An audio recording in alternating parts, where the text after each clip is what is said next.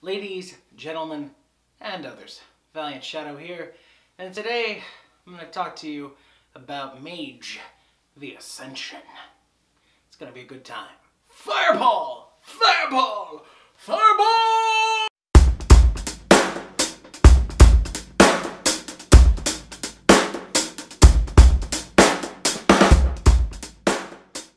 Okay, so if you don't know what tabletop role-playing is, I don't know what you've been doing with your life. Well, actually, if you don't know what tabletop role-playing is, your life is probably far more productive than my own, but I can almost guarantee you it's not nearly as fun. Anyway, so tabletop role-playing involves the playing of games such as Dungeons and Dragons, Pathfinder, Mutants and Masterminds, Dungeon World. Alright, the idea is you sit down and you get together with a bunch of friends and you all create fantastical characters using nothing but pencil, paper, some dice, and your collectively fucked up imaginations. It's awesome. It's one of the best hobbies I think somebody can get into. It promotes, as I said, imagination, problem solving, team building.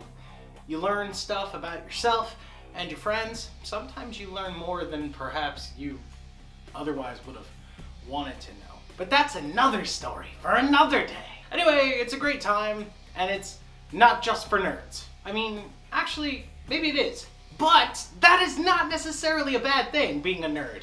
And we gonna have to talk about that later. Anyway, so yeah, tabletop role-playing. Okay, so I just recently agreed, because I'm insane, to run a game for a bunch of friends of mine, that game being Mage, the Ascension. Mage, the Ascension is part of the World of Darkness line of books. Technically now, I think it's Old World of Darkness, but we're not getting into that.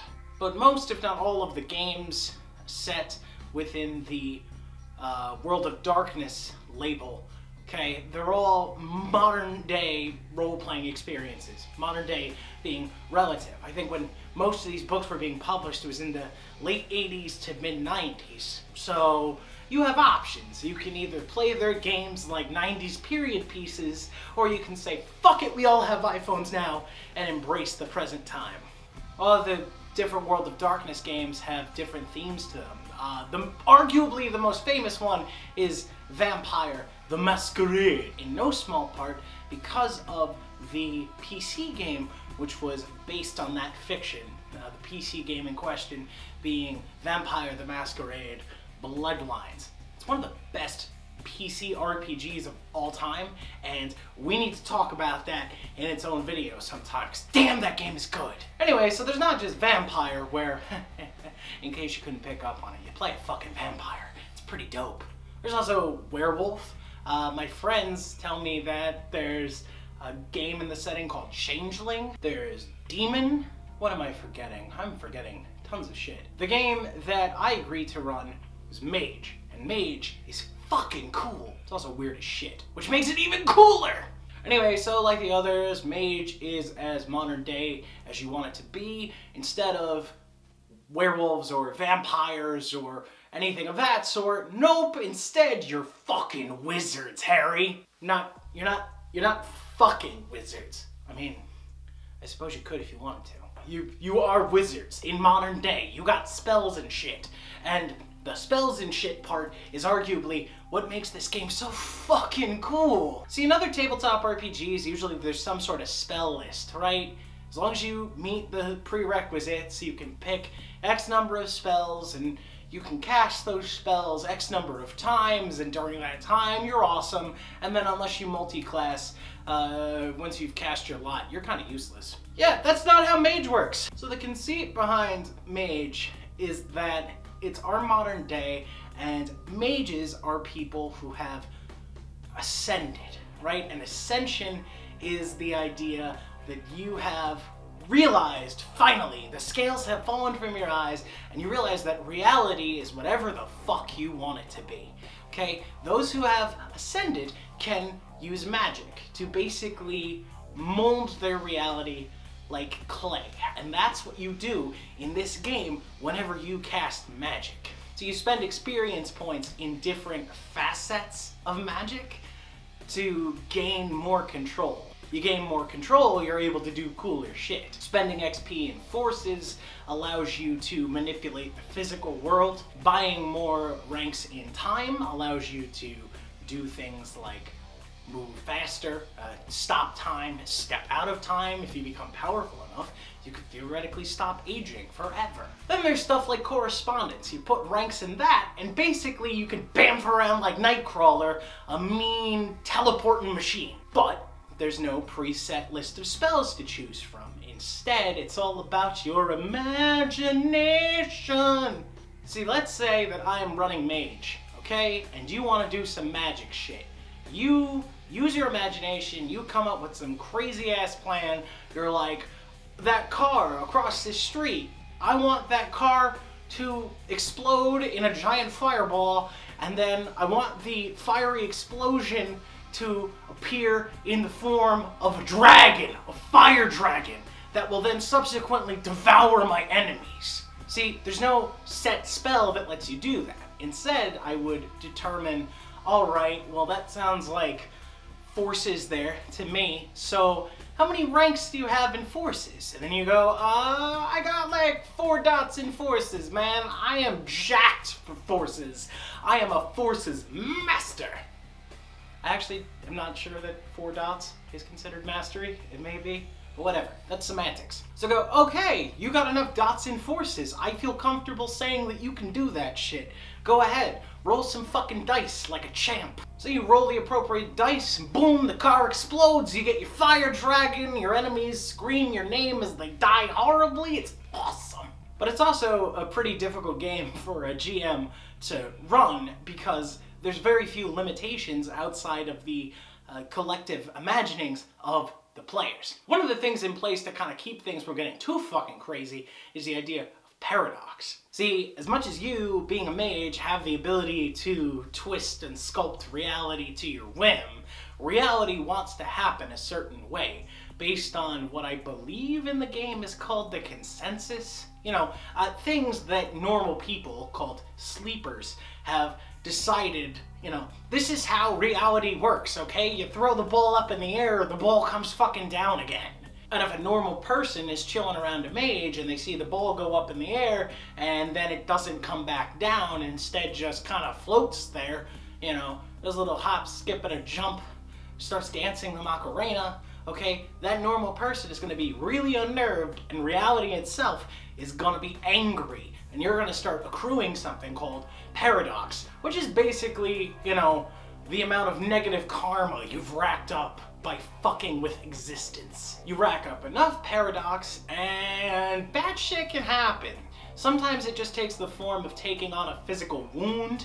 Other times it can be so bad that you will cease to have ever existed.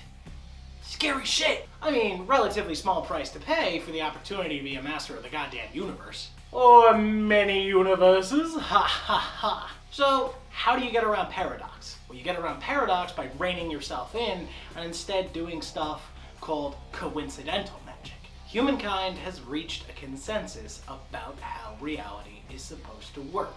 So it's your job as a mage to minimize the risks to yourself and your party by instead kind of working within the boundaries of that consensus. Yes, you could blow up that car and then have a fiery dragon appear and yada fucking blah blah blah. Instead, what you could do is maybe wait until your enemy gets in their car, wait until they start driving, and then you can be like, abracadabra, your brakes are gone, motherfucker, see ya!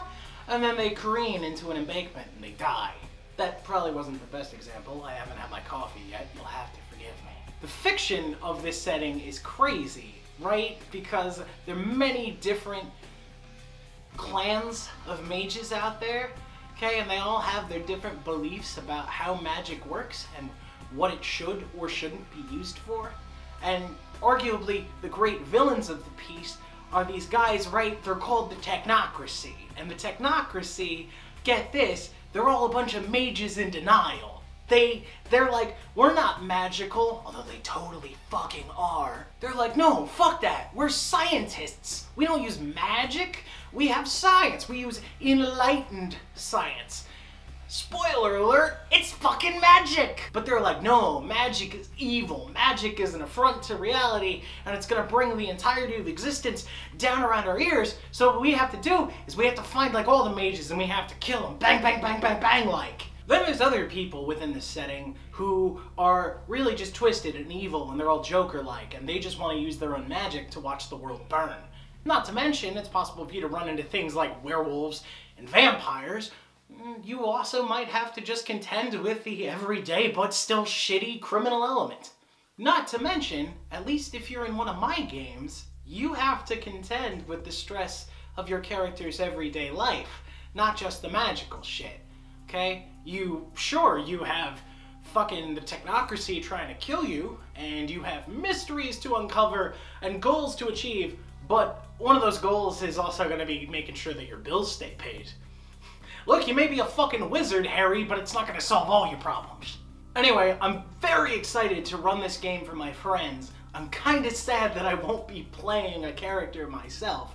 Well, I'm going to be the game master, so I suppose you could argue that I'm playing way more characters than they are. But you know what I mean. But it's going to be a great time. It's going to be a lot of work. It's going to be a lot of stress, but I'm very excited at the prospect of putting together a really great, mind-bending adventure that's going to force my players to be creative and stay engaged and really kind of care about themselves and the world around them in the game. It's amazing. I'm really looking forward to it. I just kind of wanted to to you guys, because I haven't made a video in a while, and I was like, let me talk about things that I give a shit about. What up? What else is the internet for? Don't say porn. Don't say porn.